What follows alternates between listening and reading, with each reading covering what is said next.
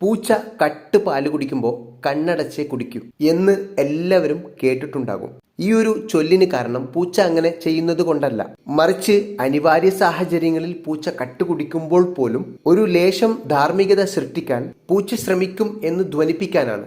അതായത് മനുഷ്യന്റെ വികാരങ്ങൾ മനസ്സിലാക്കി ധാർമ്മികമായി പെരുമാറാൻ അറിയുന്ന ഒരു ജീവി ഉണ്ടെങ്കിൽ അത് പൂച്ച മാത്രമാണ്. നായയ്ക്ക് തൊട്ടടുത്ത സ്ഥാനമുണ്ട്. സ്വത്തുകാവലിനും കന്നുകാലി മേയ്ക്കാനും നായ സന്തത സഹചാരിയാണ് പണ്ട് മുതൽക്കേ. പക്ഷെ നായയ്ക്ക് ഒരു കുഴപ്പമുണ്ട്. കാവലിനായി ഏർപ്പെടുത്തിയാൽ ഉടമസ്ഥന്റെ ബന്ധുക്കൾ വന്നാലും നായക്ക് പരിചയമില്ലെങ്കിൽ നായ കുരക്കും. പക്ഷേ പൂച്ച അങ്ങനെയല്ല. ഉടമസ്ഥനെ നോക്കിയാണ് പൂച്ചയുടെ പെരുമാറ്റം. ഇപ്പോഴിതാ പണ്ടത്തെ ആ ചൊല്ലിനെ അന്വർത്ഥമാക്കിക്കൊണ്ട് നൈതികമായി തന്നെ പൂച്ചയെ ഉപയോഗപ്പെടുത്താം എന്ന് നിരീക്ഷകർ പറയുന്നു. ഷോപ്പുകളിൽ അര അല്ലെങ്കിൽ കാല് പോട്ടെ ഒരു 10% സെയിൽസ്മാനാക്കി പൂച്ചയെ നിയമിക്കാമത്രേ. പല ഭക്ഷണ സാധനങ്ങളും പൂച്ചയെ ഏൽപ്പിക്കാമത്രേ. മറ്റാരിൽ നിന്നും സേഫ്